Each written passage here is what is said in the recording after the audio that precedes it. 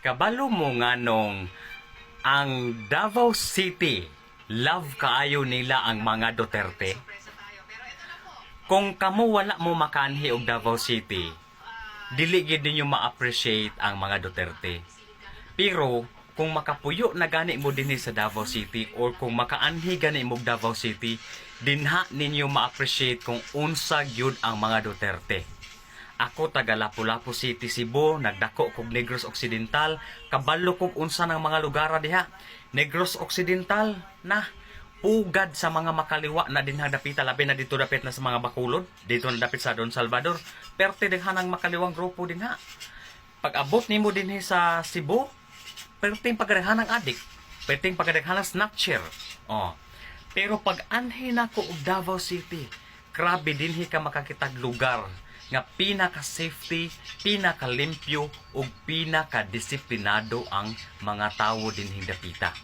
Kana tungod sa ilang mayor dinhi, tungod sa mga Duterte, nga gipanguluhan ni Pangulong Duterte. Kita bitaw, nakatilaw na bitaw taong sa kanindot ang mga Duterte, si Pangulong Duterte na himong presidente sa tibuok Pilipinas. Ang among lugar sa Lapu-Lapu City, kung kaniadto perting pagadahan ng adik paglingkod ni Pangulong Duterte, grabe nawagtang ang mga adik kay nahadlok sila tukhangon. Ingon ana ang mga Duterte mudala mo nang dinhi sa Davao City. Sulid Duterte, grabe gikan sa mayor, vice mayor, congressman, councilor, puros Duterte, tan-awa ni ninyo unsa kasulid. It's because ilahang na pamatud-an kung unsa mo serbisyo ang mga Duterte. Maong Pilipinas, pagmata, kung wala pa mo makontento kung unsa kanindot, mudala ang mga Duterte, pamatud-in ninyo pohon. Himuon na tong Pangulo, Presidente si VP Sara. Kanara ko masulti sa inyo. Humanaw boto, pero nausik ang akong boto sa mga senators. Yung nanay nahitabo, para makita ninyo nagboto ko. Ang nahitabo, kay pagsulod na sa kuang balota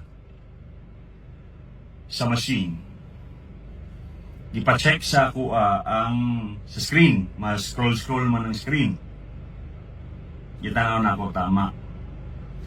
12 kabog akong senators, siyempre.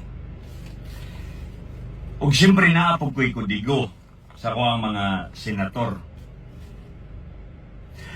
Ang kapait, paggawa sa resibo, natingala ko, nangita ko sa mga senators. Kita na ako sa local pa man ako nakita sa pinakaubos. Tama. Pag-abot sa mga senators, ang nakabutang overvote.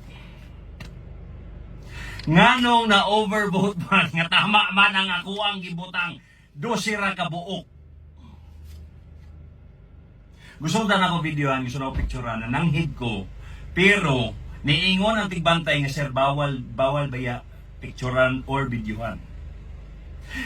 Sa magausab gi-review na ko ang screen, tama ako ang mga gipang shade-shadean dito 12 ra ka buok. O para masayod mo na ako'y kudigo, pero nganong overvote man na usik ra nga akong boto. Nangutan ako sa mga watchers dito na siya, sir, ikaduha na ka nga ingon ana. Nausik ang akong boto sa mga senator. Naglagot ko. Saon ka na ko niya eh. Maragog na lang ko yung ganihari doy, naluya ko.